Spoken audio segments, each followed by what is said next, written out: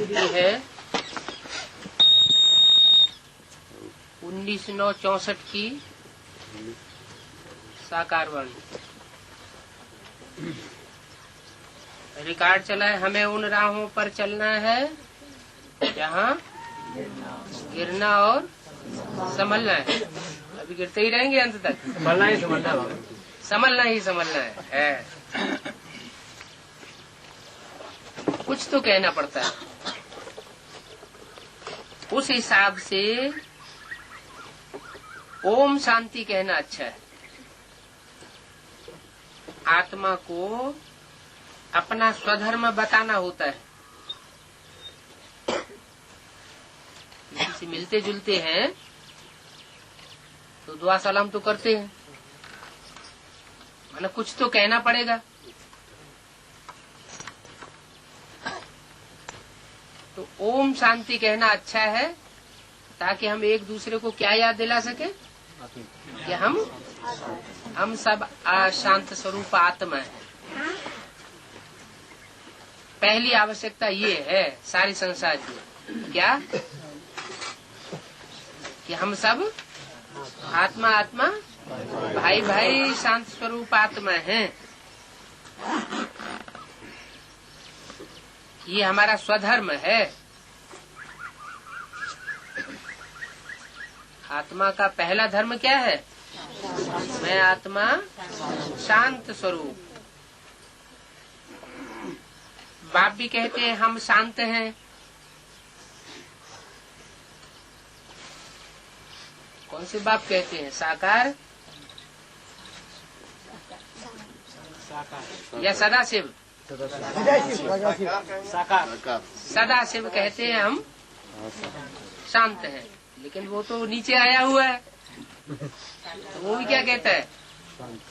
हम शांत हैं, शांत देश के रहने वाले हैं।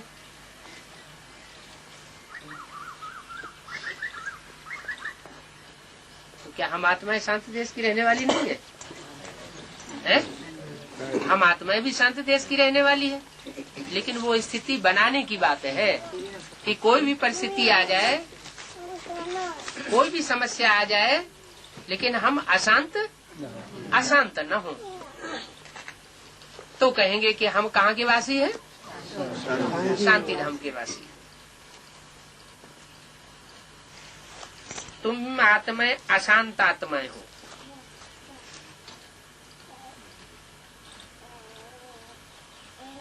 हम शांत देश के रहने वाले हैं। तुम्हारा स्वधर्म शांत है। सारी दुनिया शांति शांति कहती रहती है, परंतु शांति किसको कहा जाता है यह कोई नहीं समझते। किसको कहा जाता है? हाँ, शांत माना कुछ भी होता रहे, हमारी स्थिति अशांत न होने पाए। देहवान होगा तो अशांति होगी। जब अपने को डिटैच कर लिया कि हम तो इस पार्थिव शरीर से अलग आत्मा है, तो शांति स्थिति हो सकती है। समझते हैं कि ये लड़ना झगड़ना जो चलता है वो शांत हो जाए, तब हम शांत हो। लेकिन ये लड़ाई झगड़ा बढ़ता रहेगा या कम होगा? फिर तो बढ़ता ही रहेगा। फिर क्या करना है? दुनिया में तो लड़ाई झगड़ा अशांति बढ़ती रहेगी, लेकिन हम अपने को संयत कर सकते हैं, शांत कर सकते हैं आत्मा समझ के। परंतु वो शांति तो कोई काम की नहीं, जिसमें सन्यासियों मिसल जंगल में चले जाएं और हम अपन को समझ लें कि हम शांत स्वरूप आत्मा है। असली परीक्षा कब होगी आत्मा की? जब अशांत स्थिति हो, अशांत वातावरण हो, और उस अशांत वातावरण में भी हम शांत होकर के दिखाए। पुराने पुराने भी ज्ञान में चलने वाले बैठे हुए हैं और चल रहे हैं ज्ञान में, और नए नए भी निकल रहे हैं। ये कोई जरूरी नहीं है कि जो पुराने ज्ञान में चल रहे हैं वो उस स्टेज को पकड़े हुए होंगे, और जो नए निकले हुए हैं वो नहीं पकड़ सकते। ये तो पूर्व जन्मों का हिसाब किताब है। जिसने पूर्व जन्मों में ज्यादा दूसरों को अशांत किया होगा और खुद भी धमाल मचाया होगा, अशांत रहा होगा, तो ज्ञान में आने के बाद जल्दी शांति की स्टेज को नहीं पकड़ सकेगा, भले कितने भी साल से चल रहा हो ज्ञान में।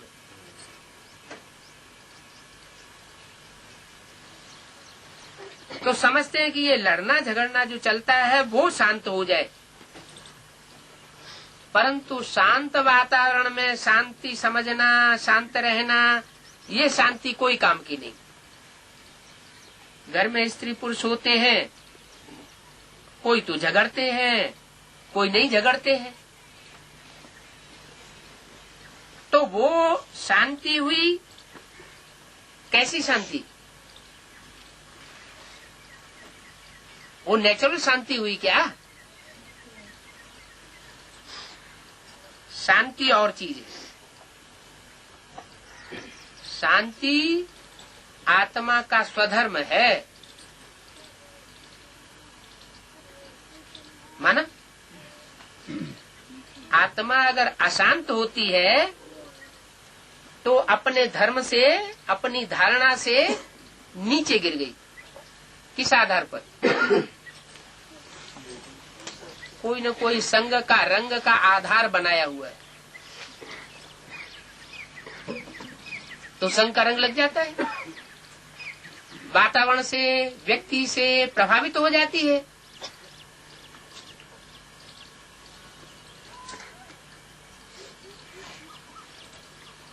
बाप का भी स्वधर्म शांत है।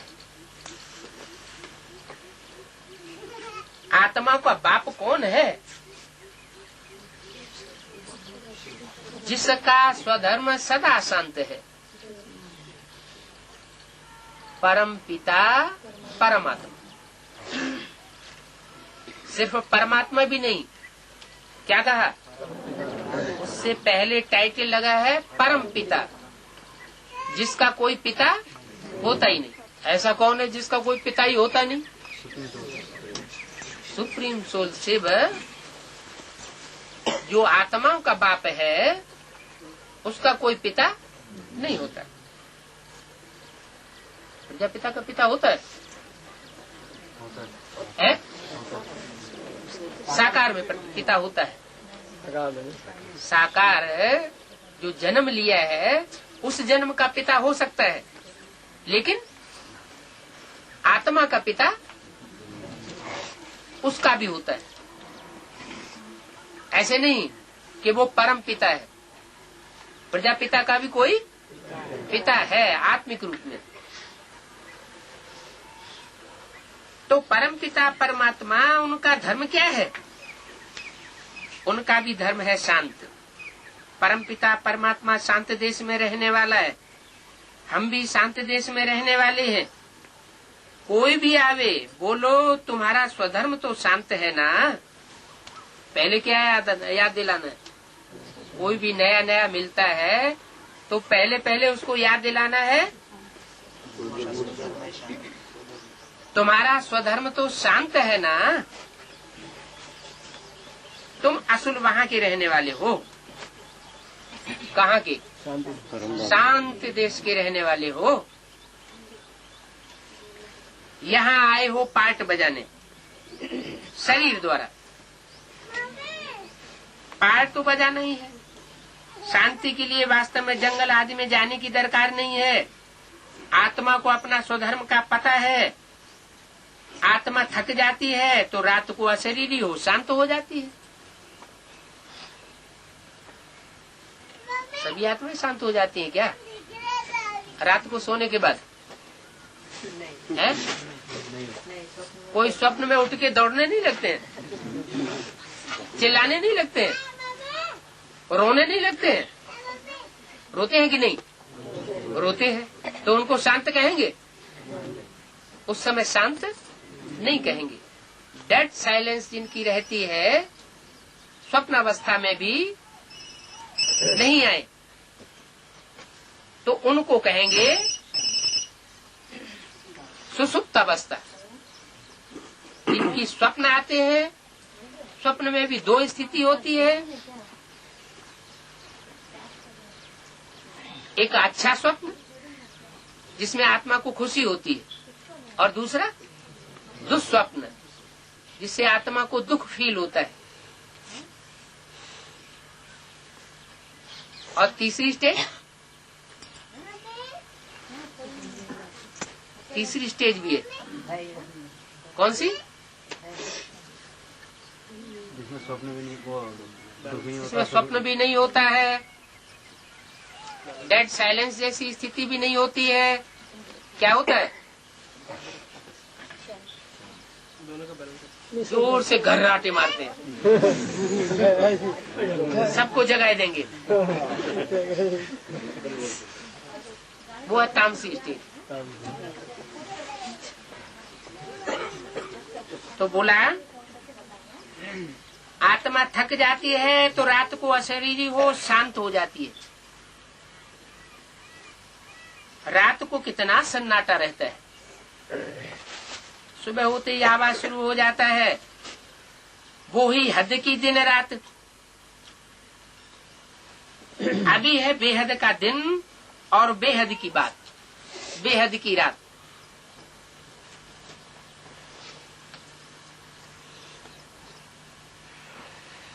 कैसे?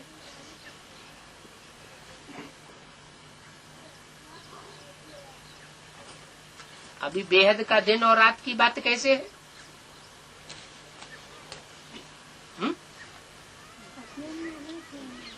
संगम युग चल रहा है, संगम युग में बेहद की रात और दिन की बात कैसे है? हाँ, जब निश्चय है तो बेहद का दिन है, ब्रह्मा का दिन हो गया। हम ब्रह्मा की औलाद अपन को समझते हैं। और जब अनिश्चय हो जाता है तो उल्टे कर्म करने लग पड़ते हैं, श्रीमत के बरखिलाफ चल पड़ते हैं, तो उसको कहेंगे रात हो गई। आत्मा 84 जन्मों का पाठ बजाए थक जाती है, इसलिए कहते हैं अब वापस शांति धाम जाना है।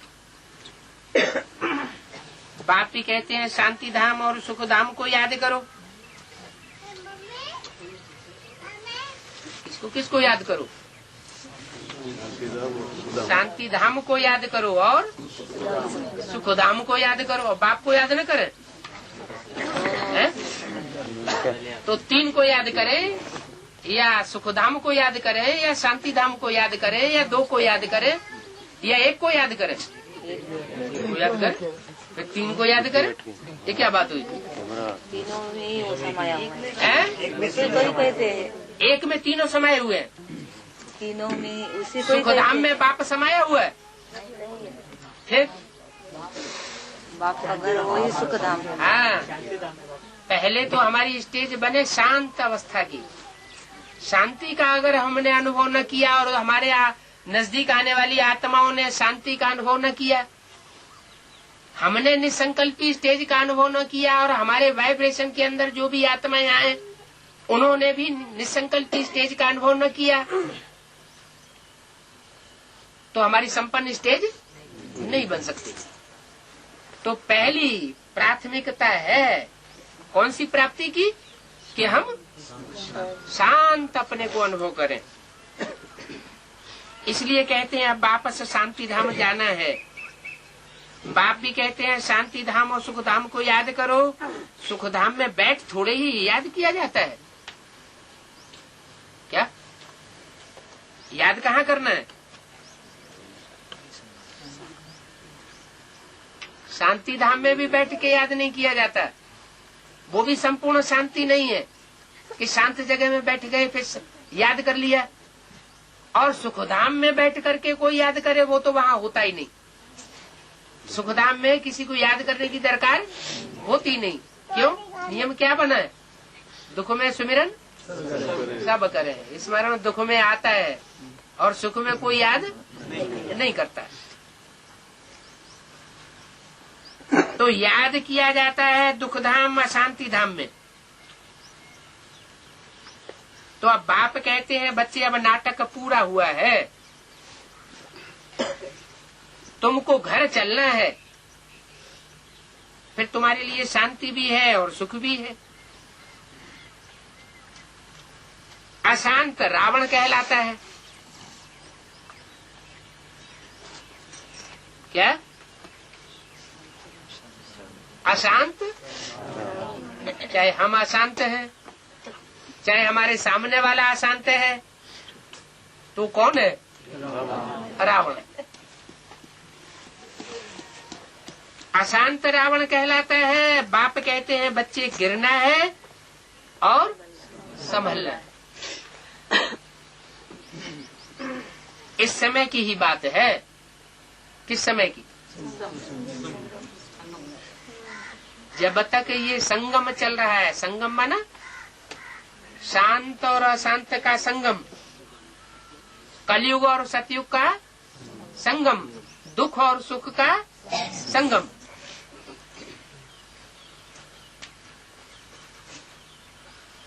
फिर जब स्वर्णिम सतयुग में पहुंच जावेंगे,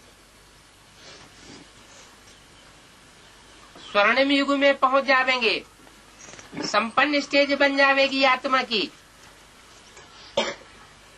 तो दो बातों नहीं रहेंगी। फिर गिरना खत्म।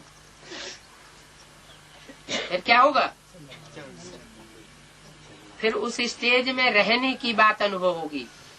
अतीन्द्रिय सुख जो गायन है, गोप गोपियों से पूछो, वो एक बार अंत समय में आरंभ हो जाएगा तो फिर 2500 वर्ष तक कायम रहेगा।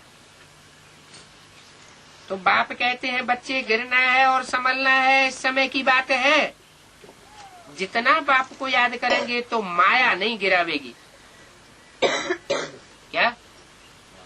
इनकी याद जास्ती होगी तो माया गिरावेगी।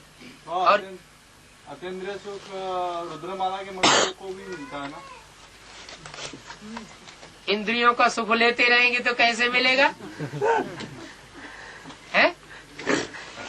रुद्रमाला के मणकों को तब ही मिलेगा जब इंद्रियों का सुख लेना बंद करें। ऐसा हो सकता है कि इंद्रियों का भी सुख लेते रहे और इंद्रिय सुख भी अनुभव करते रहे। एक ही बात होगी, दोनों हाथों में लड्डू। इसलिए रुद्रमाला पीछे रह जाती है।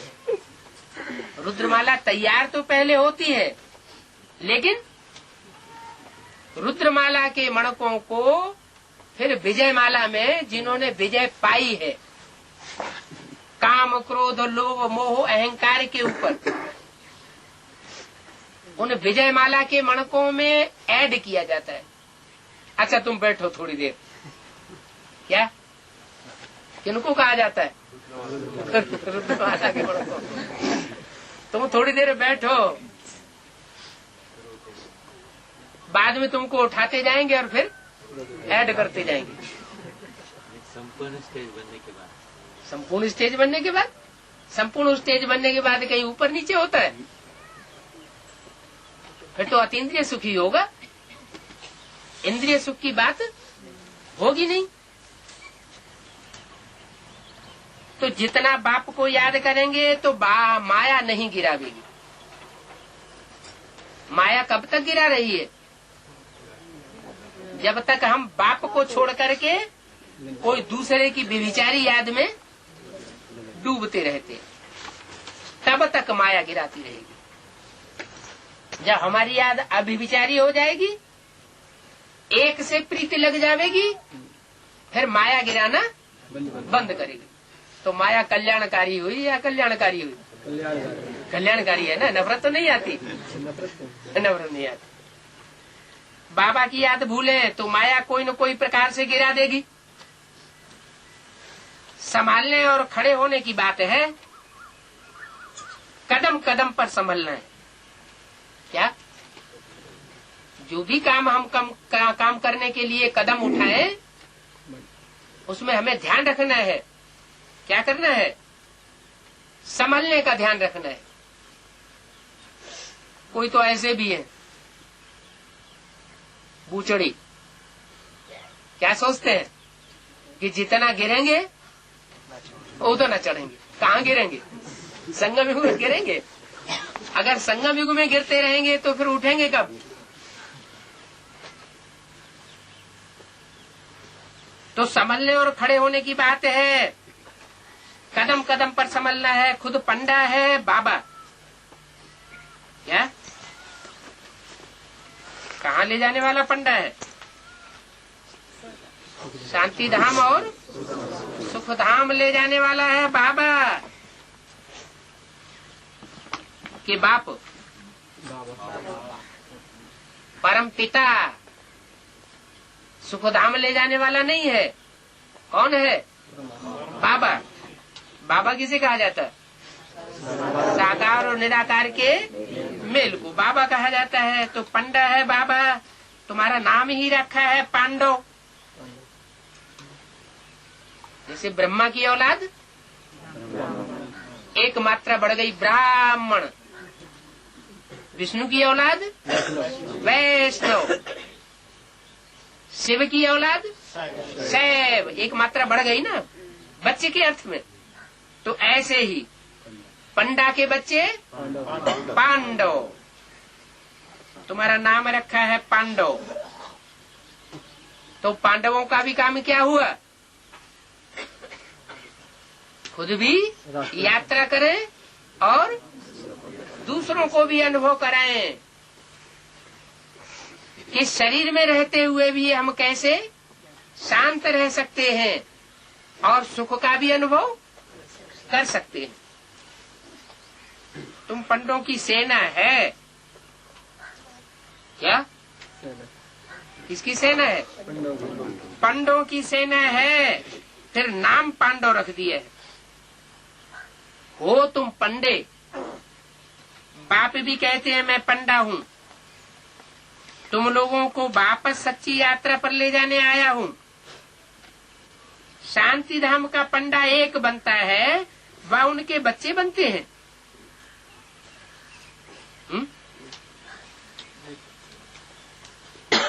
एक से तो काम नहीं होगा। क्या? अकेला चना भाड़ नहीं फोड़ सकता। कितनी बड़ी सेना है। सभी का रुख है शांति धाम की तरफ। वो है परे ते परे धाम। बद्रीनाथ अमरनाथ जाना कोई दूर नहीं है। वहां जाना तो बहुत सहज है। क्या? जो भक्ति मार्ग का बद्रीनाथ है, अमरनाथ है, वहां जाना बहुत सहज है। लेकिन ज्ञान मार्ग का अमरनाथ क्या है? निश्चय में है? निश्चय में रहना। हाँ, सदा ही निश्चय बुद्धि बन करके रहना। जैसी अमरनाथ बाप की स्टेज है, वैसी स्टेज में हम भी स्थिर हो जाएं। सदैव ऊंची स्टेज बनी रहे, कभी नीची स्टेज न हमको अनुभव हो, न हमारे संगी साथियों और देखने वालों को अनुभव हो। तो बोला उस अमरनाथ बद्रीनाथ में जाना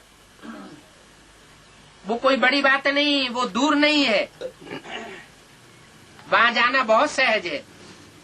लेकिन कठिन कहाँ है? बाप समान स्टेज बनाना ये कठिन बात है। कठिन राजयोग है या सहज राजयोग है? तो सहज राजयोग। लेकिन अंतर कब पड़ता है? जब एक बाप दूसरा न कोई इस स्टेज से नीचे आ जाते। अब विचारी याद में व्यभिचारी याद समाई जाती है तो कठिन हो जाता है। अगर अब व्यभिचारी स्टेज बनी रहे तो कैसा रहेगा रास्ता? सहज रास्ता रहेगा। अच्छा बताओ, मूल वतन सूक्ष्म वतन जाना सहज है या बद्रीनाथ अमरनाथ जाना सहज है? मूल वतन जाना सहज है तो अभी तक पहुंच गए होते। 60 साल क्यों घिसते रहे ना? है कोई ब्राह्मणों की दुनिया में से कोई पहुंचा क्यों? सूक्ष्म वतन मूल वतन वहां पहुंच गया कोई कि पहुंच के वापस आ जाते हैं? सूक्ष्म वतन मूल वतन नजदीक है या अमरनाथ बद्रीनाथ नजदीक है? देखने में तो मूल वतन सूक्ष्म वतन परे से परे है। अमरनाथ आदि पर जाना तो झट रेल में बैठ करके पहुंच जाएंगे, परंतु वास्तव में मूल वतन सूक्ष्म वतन में जाना वास्तव में देरी नहीं लगती है। बुद्धि की लाइन क्लियर है तो 1 सेकंड में पहुंच सकते हैं। सेकंड की बात है, बहुत परे से परे भी है और नजदीक से नजदीक भी। ये क्या बात हुई?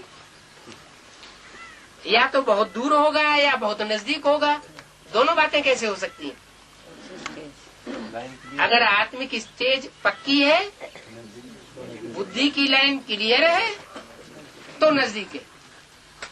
बुद्धि की लाइन क्लियर नहीं है, बुद्धि इधर उधर देहधारियों में स्थूल वस्तुओं में फंस रही है, अटैचमेंट में है, तो बहुत कठिन है, दूर है। तो बहुत परे से परे भी है और नजदीक से नजदीक भी है, टाइम नहीं लगता है। तुम सिर्फ बुद्धि से याद करो। वो जिस्मानी यात्राएं तो कोई नई बात नहीं है, आधा कल्प ये यात्राएं करते आए हो। ये रूहानी यात्रा तुमको एक ही बाप आकर के कराते हैं। क्या क्या कहा? रूहानी यात्रा एक ही बाप या आकर के कराते हैं और जिस्मानी यात्राएं अनेक देहधारी गुरु कराते रहते हैं। बाहर की दुनिया में ही या ब्राह्मणों की दुनिया में भी? ब्राह्मणों की दुनिया में भी अनेक देहधारी गुरु हैं जो क्या कहते रहते, चलो माउंट आबू, हम तुम्हें स्वर्ग के दर्शन कराएं, शांति धाम सुखधाम दिखाएं। समझाए नहीं सकेंगे लेकिन क्या कहेंगे? दर्शन कराएंगे। चलो दर्शन कराए लाएं, अनुभव कराए लाएं शांति धाम सुख धाम का। लेकिन इसमें कहीं किसी को भटकाने की दरकार नहीं है। तुम हो सिकीले बच्चे, तुमको एक ही बाप आकर के ये रूहानी यात्रा कराते हैं। क्या कहा? तुमको कहने वाला जिसको तुमको कह रहा है वो बच्चे कितने होंगे? थोड़े माने कितने हैं? वो थोड़े बच्चे कितने होंगे जिनको रूहानी बाप, एक ही रूहानी बाप रूहानी यात्रा कराता है? 4.5 लाख। और उनमें प्रवेश करने वाले 4.5 लाख। टोटल कितने हुए? 9 लाख आत्माओं को एक ही रूहानी बाप है जो यात्रा कराता है। तुम हो सिकील दे बच्चे। क्या उनमें भी तुम हो? बहुत सिक से बहुत लंबे समय के बाद मिले हुए। यज्ञ जब शुरू हुआ था तब भी तुम मिले थे क्या? और अब भी मिल रहे हो। तो कितने हुए? सिक से मिले हुए सिकील दे बच्चे कितने हुए? बहुत थोड़े। बहुत थोड़े। कितने? 4.5 लाख या 9 लाख? 4.5 लाख। 4.5 लाख। 9 लाख नहीं है? नहीं है। क्यों है? 4.5 लाख जन्म लेंगे तब मिलेंगे और तुम साकार में अभी मिलते हो। तुम हो शिकील दे बच्चे, तुमको तो रास्ता बताना है, तुम मंदिरों में जाकर समझाओ। क्या तुम्हारा काम है? गिरजाघर और मस्जिद में जाकर के समझाने का काम नहीं है। कहाँ जाकर समझाओ? मंदिरों में जाकर समझाओ। और मस्जिद में जाके समझाने लगे तो कोई मिस हो जिद करने वाली है तो वहाँ सुनेंगे नहीं। मंदिरों में जाकर तुम समझाओ ये देवी देवताएं कब राज्य करते थे। क्या समझाओ? क्या समझाओ? ये देवी देवताएं मंदिर में मूर्तियां रखी हुई हैं, ये कब राज्य करते थे? इनके सर के ऊपर छत्र लगा हुआ है, सिंहासन पर बैठे हुए हैं, तो ये राज्य कब करते थे? एक्यूरेट जवाब दे पाएंगे? भक्त लोग इस बात का एक्यूरेट जवाब नहीं दे पाएंगे। कहेंगे त्रेता युग में राज्य करते थे राम सीता, लक्ष्मी नारायण राज्य करते थे सतयुग में, इतना तक तो बताएंगे, क्योंकि शास्त्रों में लिखा हुआ है त्रेता में राम का राज्य और सतयुग में लक्ष्मी नारायण का राज्य। लेकिन सतयुग त्रेता कब था तो पता नहीं, बता नहीं पाएंगे। लक्ष्मी नारायण के मंदिर आदि में तो बहुत नजदीक रखे हुए हैं मूर्तियों के रूप में। अमरनाथ के मंदिर कितना दूर रखा है? क्या कहा? ये अंतर क्यों है? कोई भी शहर में जाओ, लक्ष्मी नारायण का मंदिर शहर के अंदर होगा और शिव के मंदिर, जितने भी पुराने मंदिर हैं शिव के, वो सब शमशान घाट में होंगे या शहर के बाहर होंगे। ऐसे क्यों रखते हैं? देवताओं के मंदिर शहर के अंदर क्यों और शिव का मंदिर शहर से बाहर क्यों होता है?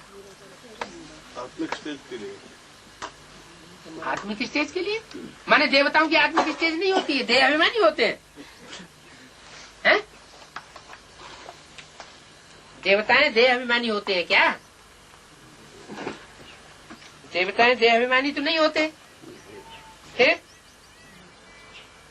सही बात बताओ। हाँ, देवताओं की उतनी ऊंची स्टेज नहीं होती जितनी रुद्र बाप और रुद्र बाप के जो रुद्रगण हैं उनकी जो ऊंची स्टेज बनती है, वो देवताओं की ऊंची स्टेज नहीं बनती। माना वो कब होते हैं और वो कब होते हैं? देवताएं तब होते हैं जब सतयुग की उतरती कला शुरू हो जाती है,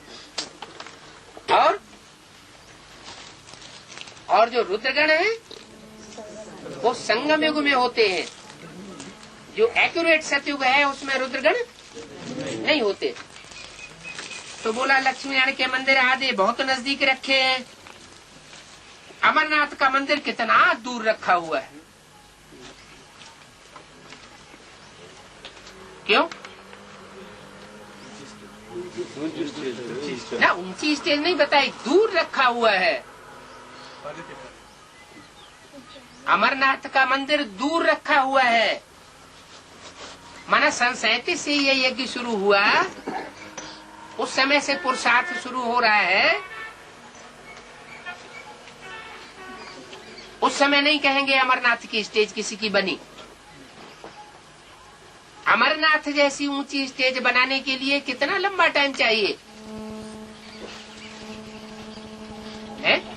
ब्रह्मा विष्णु शंकर, 3 देवताओं में अमरनाथ की स्टेज वाला देवता कौन सा? शंकर। उसका कार्यकाल भी तो कोई होगा ना, कि तीनों देवताएं इकट्ठा कार्य करते हैं? अलग अलग टाइम है, अलग अलग उनका पुरुषार्थ है। तो अमरनाथ तक पहुंचने में टाइम बहुत लगता है, दूर रखा हुआ है।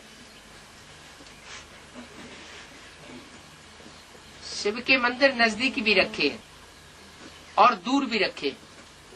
पुराने जितने मंदिर हैं वो सब दूर है। ढेर मंदिर बनाए हैं, समझाया गया है वो ही पतित पावन बाप है नंबर 1। क्या? वो ही पतित पावन बाप है नंबर 1। बाकी औरों के मंदिर बनाने से क्या फायदा? औरों माना राम सीता का मंदिर बना दिया, लक्ष्मी नारायण का मंदिर बना दिया, तो उनका मंदिर बनाने से फायदा नहीं है। क्यों? क्योंकि जो हम ऊंची से ऊंची स्टेज वाला है उसको अगर याद करेंगे तो प्राप्ति कैसी होगी? ऊंचे से ऊंची प्राप्ति होगी। इसलिए गीता में लिखा हुआ है भूतों की पूजा करने वाले भूत योनि में जाते हैं। क्या? जितने भी तांत्रिक हैं वो सब कौन बनते हैं? भूत प्रेत बनते रहते हैं। और जो देवताओं को याद करते हैं वो देव योनि में जाते हैं। और जो मेरे को याद करते हैं भगवान को, वह बहुत ऊंची प्राप्ति करते हैं, भगवत लोक को प्राप्त होते हैं। तो कौन से लोक हुए? कितने लोक हुए? 3 लोक हुए। द्वापर युग से भूत प्रेतों की दुनिया शुरू होती है और जब संगम युग 100 साल का पूरा होगा तब कौन सी दुनिया शुरू होती है? देवताओं की 16 कला संपूर्ण देवताओं की दुनिया शुरू होती है। और उससे पहले है 2036 से पहले, और जब शंकर की स्टेज संपन्न होती है, संसार में प्रत्यक्षता हो जाती है, निराकारी स्टेज, तब से लेकर के 2036 तक वो है अमरनाथ की स्टेज। अमरनाथ के कैसे बच्चे? अमर बच्चे। निश्चय बुद्धि विजयती। बहुत नजदीक रखे हैं तो बाकी औरों का मंदिर बनाने से कोई फायदा नहीं। क्यों? क्योंकि औरों का मंदिर बनाते रहेंगे, औरों को याद करते रहेंगे तो अवस्था कैसी होती रहेगी? ऊंची नीची होती रहेगी। और जो सदा ही शिव है, जिसकी सदैव ही ऊंची स्टेज होती है, उसको याद करेंगे तो हमारी भी स्टेज जल्दी ऊंची हो जाएगी। तो औरों के मंदिर बनाने से क्या फायदा? वो कोई सुख तो देते नहीं है। खुद नीचे गिरते हैं तो हमको नीचे गिराए देते हैं। माने देवताएं भी सदा आत्माभिमानी नहीं रहते। असुरों की तो, भूत प्रेतों की तो बात ही छोड़ दो, तो देवताओं को भी फॉलो नहीं करना है। किसको फॉलो करना है? एक बाप को। तुम पुजारी कोई सुख के लिए नहीं बनते हो। क्या? तुम पुजारी किसके लिए बनते हो? हैं? सुख शांति के लिए बनते। तुम पुजारी बनते हो एक शिव की प्राप्ति के लिए। तुम कोई स्वर्ग की प्राप्ति के लिए, सुख के लिए पुजारी नहीं बनते हो।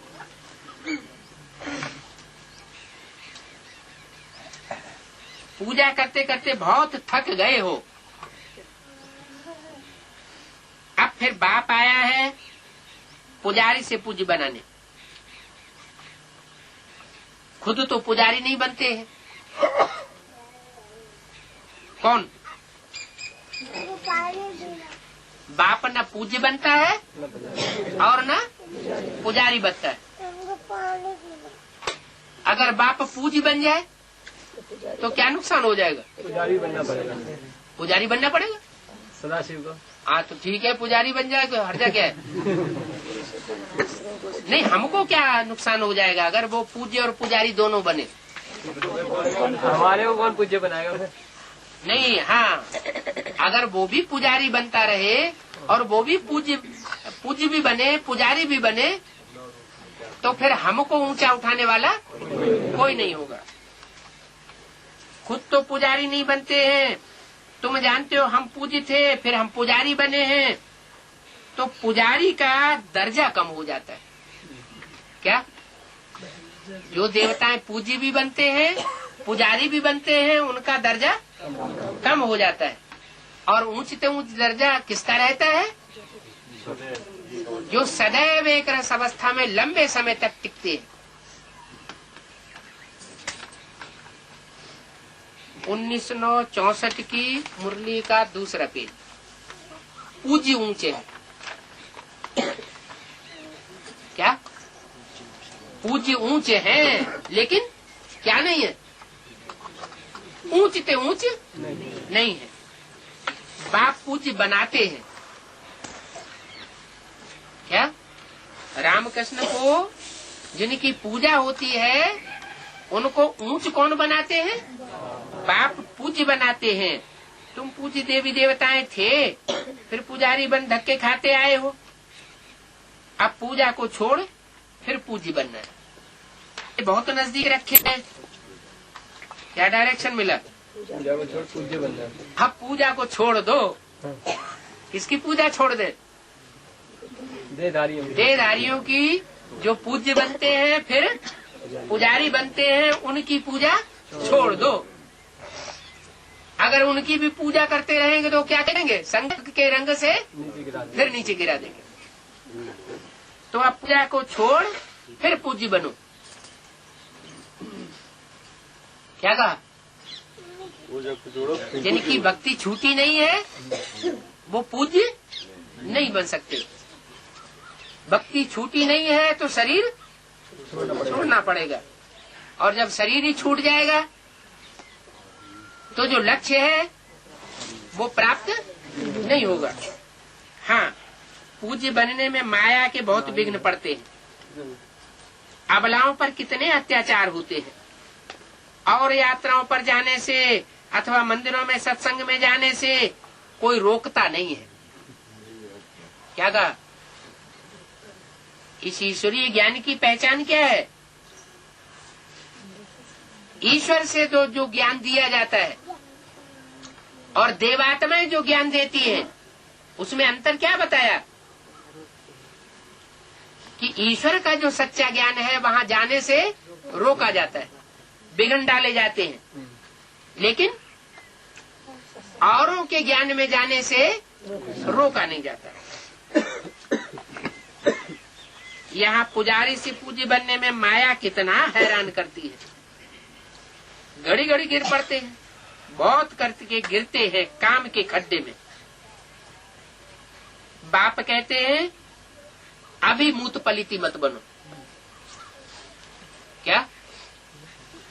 अभी उल्टा ज्ञान न उठाओगे, जितना नीचे गिरेंगे उतना ऊंचे चढ़ेंगे। अब अगर नीचे गिरेंगे तो एक बार माफ, 2 बार माफ, हमेशा माफी थोड़े ही करते रहेंगे।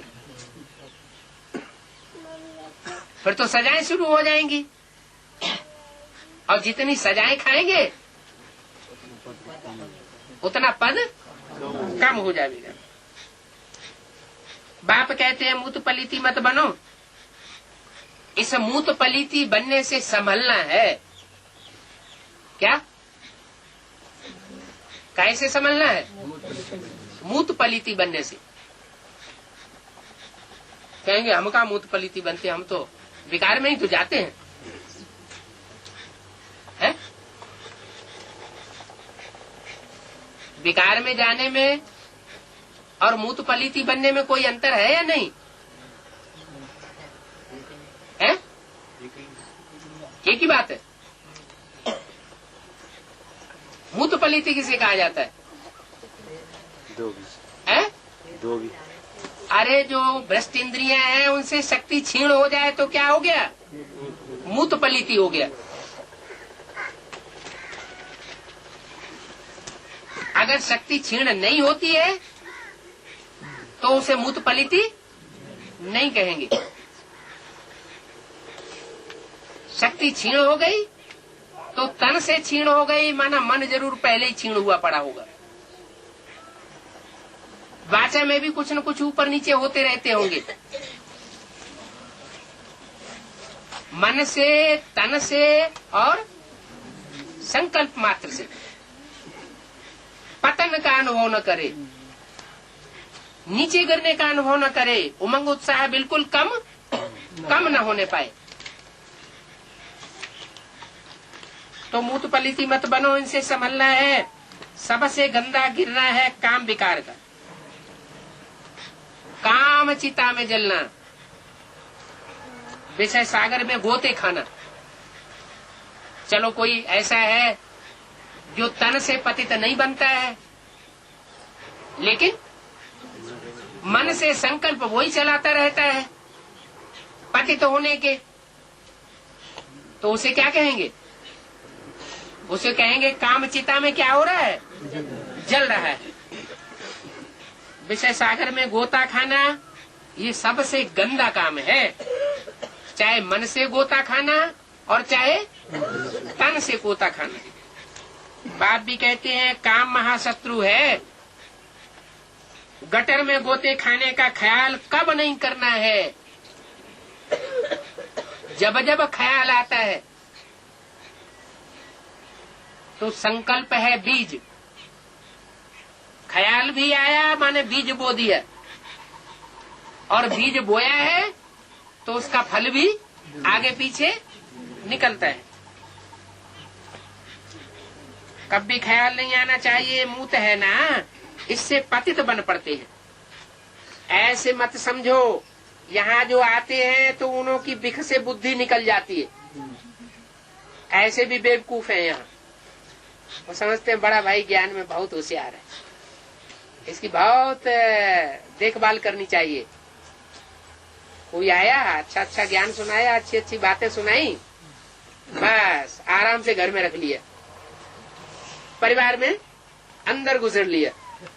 फिर जब उसने वो अपने उल्टे सीधे कर्म बंदर पन्ने के करना शुरू किए तो हम क्या जाने, हम तो समझते थे ज्ञान में चलता है, इसलिए हमने रख लिया।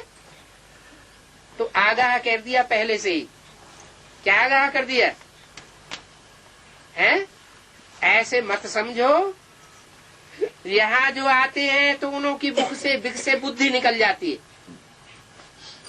कोई क्लास में कितना ही रेगुलर हो, लेकिन ये विश्वास कभी नहीं करना है कि उसकी बिख से बुद्धि निकल गई होगी। एक दो को देखते हैं तो अंदर तूफान चलता है गंदे बनने के लिए। वो अंदर की बात है, कोई बाहर से तो देखने में नहीं आती है। उस समय बाप कहते हैं कब गंदा नहीं बनना, कोई कप नहीं करना है। क्या गंदा बनने के लिए कोई का पीछा नहीं करना है। एक दो में प्रेम किया, खलास। क्या एक दो से लगाव लगाया और फिर गिरने से कोई बचाए नहीं सकता। कब गटर में गिरने का पुरुषार्थ मत करो। बाप इस बात से बचाते रहते हैं। बातें तो बहुत है, खुद भी लिखते हैं बाबा माया ने हमको गटर में गिराई दिया। बाप कहेंगे मुआ काला मुंह कर लिया। गटर में गिरा माना मुआ, मुआ माना मर गया। गटर में गिर गया माने एक बार तो अनिश्चय आ गया ना, अनिश्चय आया तो नीचे गिर गया। बाप कहेंगे मुआ काला मुंह कर दिया, तो गिराना, गिरना और संभलना। गिरने की कितनी चटाबटी है। माया ने ऐसी चमाट मारी जो एकदम खत्म हो गया, मर गया। ये ड्रामा कहेंगे। अगर ऐसा कुछ हुआ किसी के जीवन में तो उसको क्या कहेंगे? इसका ऐसा ही ड्रामा था। कुल को कलंक लगाते आते हैं क्या? वो भी कौन से कुल को? जो ईश्वरीय कुल है उसको कलंक लगाने वाले बन गए। कितने जाकर के गंदे बने। गंदा माया बनाती है। आधा कल्प दुख देने वाली माया है, बाप नहीं है। क्या कहा?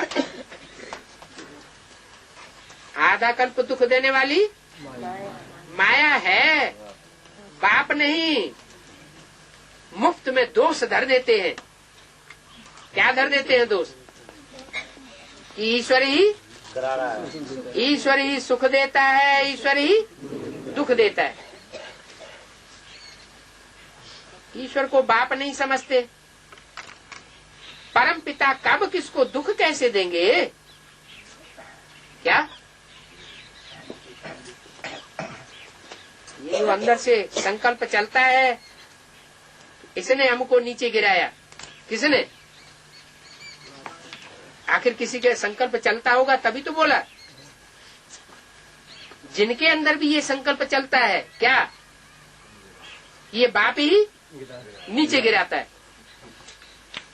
इसका मतलब क्या हुआ? वो निश्चय बुद्धि आत्मा नहीं है। परम पिता कब किसको दुख कैसे देंगे? परम पिता दुख देवे तो बाकी मनुष्य तो एक दो में बड़ा ही दुख देने लग पड़ेंगे। जो ऊंचे ते ऊंचे है वो ऊंचे ते ऊंचे काम करेगा, तब तो संसार में ऊंचे ते ऊंचे गाया जाएगा। नीच काम करने वाले, दुख देने वाले नीच कहे जाएंगे। बाप समझाते हैं तुम ही अपने लिए ऐसे कर्म बनाते हो। क्या? अपने लिए कर्म बनाते हो। तुम बनाते हो अपने लिए ऐसे कर्म। मैं किसी को नीचे गिराने का निमित्त नहीं बनता हूँ। संग दोष में भी उल्टे कर्म कर लेते हो, बाप को भूल जाते हो। क्या कहा?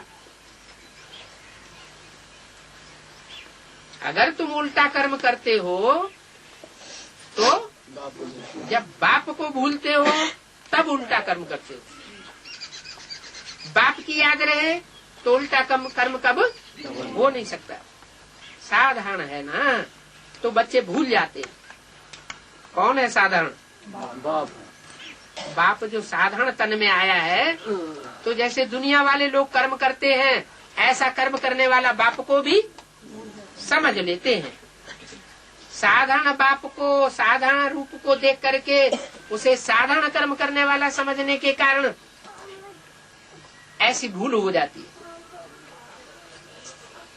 बाप तो शिक्षा ही देंगे, परंतु इसको भूल जाते हैं। बाप समझते हैं योग पूरा नहीं है, इसलिए बाप के ऊपर दोष धरते हैं।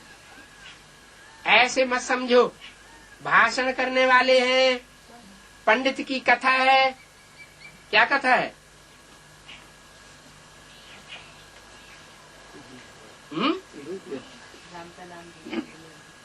पंडित की क्या कथा है?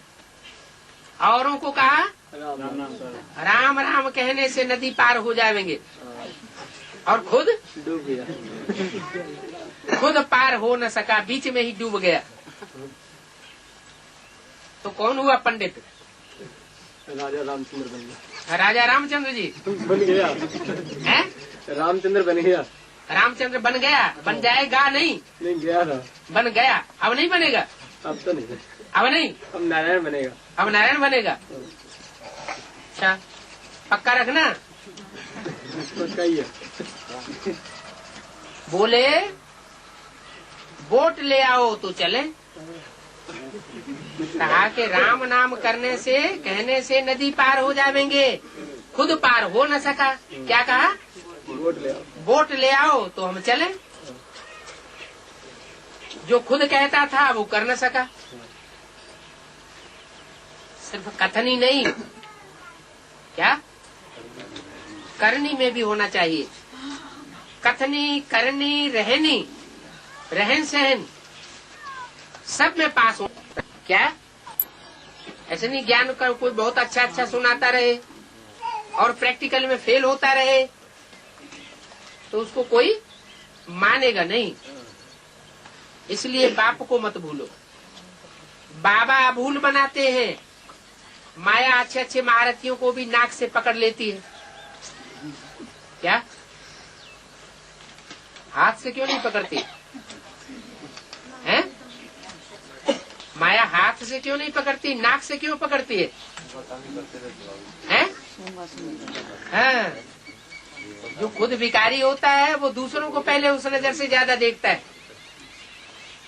जो दूसरों को भी उस नजर से देखता है, सबको उसी नजर से देखता है। भगवान को भी उसी नजर से देखने लग पड़ता है। जो ईश्वरीय पार्ट है उसको भी कानी आंख से देखने लग पड़ता है। तो बाप कहते हैं कि माया उसको नाक से पकड़ करके इनको खूब भटकाओ। महारथियों को नाक से पकड़ती है। क्यों? साधारण पुरुषार्थियों को नाक से नहीं पकड़ती है? किसी के ऊपर ज्यादा गुस्सा होता है ना, जैसे बंदर है, जब सांप को पकड़ लेता है मुड़िया, तो क्या करता है? उसकी नाक जमीन से रगड़ेगा। तो किसी के ऊपर ज्यादा गुस्सा आता है तो उसे नाक से रगड़ाया जाता है। तो महारथियों को नाक से पकड़ लेती है और उनको पता ही नहीं पड़ता है, किनको? महारथियों को, कि हम कोई भूल करते हैं। बाप कहते हैं कोई भी भूल करो तो क्या करो? हैं? हाँ, पोता मेल झट लिखो और बाप से आकर माफी मांगो। I am sorry. समझो शिव बाबा कहते हैं ये तुम्हारी भूल है। अच्छा बाबा, हम स्वीकार करते हैं, हमको क्षमा करो। ये भी अच्छे अच्छे बच्चों में फजीलत नहीं रहती है क्या? कि कोई भूल हो जाए तो बाबा से आकर माफी ले ले। हमने इतनी कड़ी भूल की है, माफी तो मांगे। ये भी फजीलत नहीं रहती। अच्छे अच्छे बच्चों में वो भी फजीलत है ही नहीं। अपने को बहुत मियां मिट्ठू समझते हैं, पाप करते रहते हैं, तो क्षमा तो लेनी चाहिए, नहीं तो इनकी वृद्धि होती रहेगी। बाप के साथ बुद्धियोग बड़ा अच्छा चाहिए। भले भाषण तो बहुत अच्छा अच्छा करते हैं, परंतु संपूर्ण तो कोई नहीं बना। क्या कोई अच्छा अच्छा भाषण करे तो कभी विश्वास नहीं कर लेना चाहिए कि ये संपन्न बन गया होगा। क्या क्या देखना है, क्या परखना है? कथनी के साथ करनी और रहन सहन भी देखना है।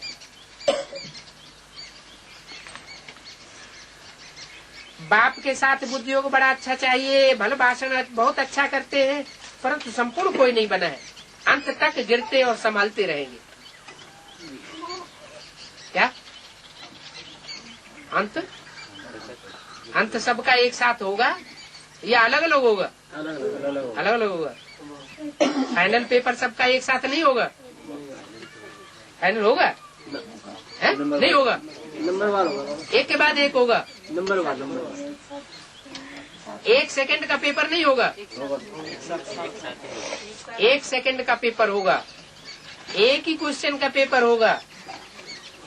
तो बोला अंत तक गिरते और संभलते रहेंगे। बाबा से भूल होती है, कहते हैं बाबा हमसे भूल हो गई, आप हमको क्षमा करो। कौन से बाबा से भूल होती है? और किससे क्षमा मांगते हैं? शिव बाबा से भूल होती है। हाँ, बाबा से भूल होती है, माना ब्रह्मा बाबा से भूल होती है। कहते हैं बाबा हमसे भूल हो गई। किससे कहते हैं? शिव बाबा से कहते हैं बाबा हमसे भूल हो गई, आप क्षमा करना। किससे कहते हैं? शिव बाबा। शिव बाबा उनके सामने होता है क्या? या होता था, या होता है, या होगा? है? होता है, होगा। कैसे? जोर से बोलो। आने वाले भविष्य के लिए। कोई कहता है संकल्पों से होगा, है? अभी तो वर्तमान समय संकल्पों की खेल है। संकल्पों का खेल है। जगदम्बा प्रैक्टिकल में बाप नहीं, ब्रह्मा बाबा नहीं होगा जो साकार बाबा से माफी मांगे। जगदम्बा वो तो गलती करेगा नहीं, वो संपूर्ण ब्रह्मा है। वो संपूर्ण ब्रह्मा है, वो गलती करेगा नहीं। संपूर्ण ब्रह्मा एक होता है या चार चार होते हैं? तभी तो हैं? एक होता है। हाँ, तो जो दादा लेखराज ब्रह्मा है, जिस समय मुरली चल रही थी उसकी बात हो रही है ना। वो दादा लेखराज ब्रह्मा कोई भूल करते हैं तो उनका मिसाल दिया कि बाबा से कहते हैं बाबा हमको क्षमा करो। वो तो उस समय की बात हुई, यज्ञ के आदि की हुई हो। लेकिन अब कैसे ये बात लागू होगी? है? हाँ, ब्रह्मा बाबा की सोल कोई में तो प्रवेश करके बड़ी माँ का पार्ट बजाती होगी ना। इसको जिसमें भी प्रवेश करके बड़ी माँ का पार्ट बजा करके संसार में जगदम्बा के रूप में पूज्य होती है, तो पूज्य पहले बनेगी या पहले क्षमा मांगती है? पहले क्षमा मांगे कि हमसे ये भूल हो गई। तो बाबा से भूल होती है तो कहते हैं बाबा हमसे भूल हो गई, आप हमको क्षमा करना, रहमदिल क्षमा करो। कौन रहमदिल? बाबा ने भूल की, बाबा से क्षमा मांगी, तो भूल वो रहमदिल कौन हुआ? है जो शिव बाबा है वो रहमदिल है, क्षमा का सागर है। रहमदिल क्षमा करो। भक्ति मार्ग में सारा दिन क्षमा क्षमा करते रहते। ये भी शूटिंग कहाँ की है? संगम की। कैसे है? संगम युग में भी बार बार गलतियां करते रहते हैं भगत लोग। तुम सब भक्तियां हो, तुम सब सीताएं हो, तो सीताओं और भक्तियों में कोई अव्वल नंबर भी होगा कि नहीं होगा? है? बार बार भूले करेगा, बार बार क्षमा मांगे। भक्ति मार्ग में सारा दिन क्षमा क्षमा करते रहते। बाप को कहते हैं क्षमा करो, धर्मराज द्वारा फिर डंडा नहीं खिलाना हमको। क्या? इसलिए खबरदारी बहुत चाहिए। ऐसे मत समझो हम 16 कला संपूर्ण बन गए हैं। क्या? ऐसे नहीं समझो। कोई कोई ऐसे भी होते हैं, क्या अहंकार आ जाता है कि हम तो संपूर्ण देवता बन गए। नहीं, बहुत बच्चे लिखते हैं बाबा अशुद्ध स्वप्न आते हैं। क्या? जब तक अशुद्ध स्वप्न आते हैं तब तक क्या साबित होता है कि आत्मा संपन्न नहीं बनी है, अशुद्ध संकल्प में रमण करती है। जैसे स्वप्न होंगे वैसे ही संकल्प जरूर आवेंगे।